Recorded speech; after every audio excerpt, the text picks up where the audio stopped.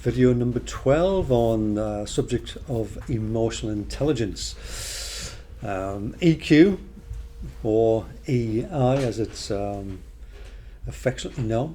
It's a term created a long time ago by some researchers, and it was popularized by Dan Goleman in 1996, and he brought out a book with the same title in that year. I remember buying that book for the first time and really starting to think about emotional intelligence in a work setting and in management and in leadership.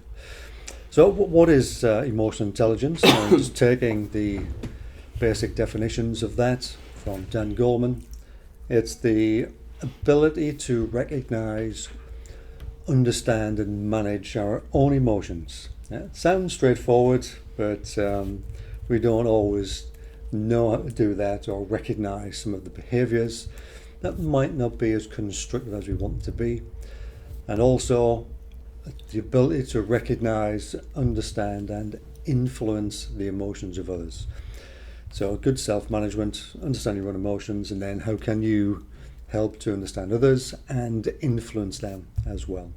So easy to say, more difficult to do, and the book itself opens up lots of thought processes and ideas as to how to achieve that. So today we would like to talk about emotional intelligence and our spin on that, and to give you something to work on.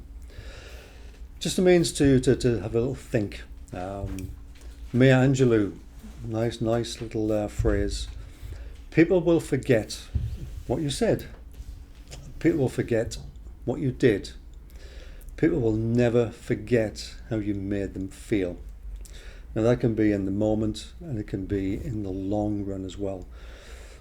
As I was reading that, I had recollections of working with others and a good example and not so good example.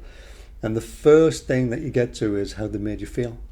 I can't remember what they said or what they did in real terms. But no names, mind. no names, of course not, because we're all developing, we're all growing, and same with me as well. Go back many years ago, maybe I didn't make people feel the right way, but you'll learn from that, and you want to get better at that and build your emotional intelligence. So people will forget what you said, people will forget what you did, but they will never forget how you made them feel. So it's important. And linking that into business and into marketing as well. People buy emotions. Yeah, we all think we're buying a product. We all think we're buying something rationally, but all we're doing is we're buying something emotionally and then instantaneously trying to rationalize that emotion. So products make us feel a particular way. Yeah, the association with those products, the marketing and the advertising makes us feel a particular way. So we're driven by emotions, we know that. So it's important to understand it as an individual and when we're trying to influence others and influence teams. And just to add, Lindsay, as well, you mentioned the how people have made you feel, that will tend to be lasting.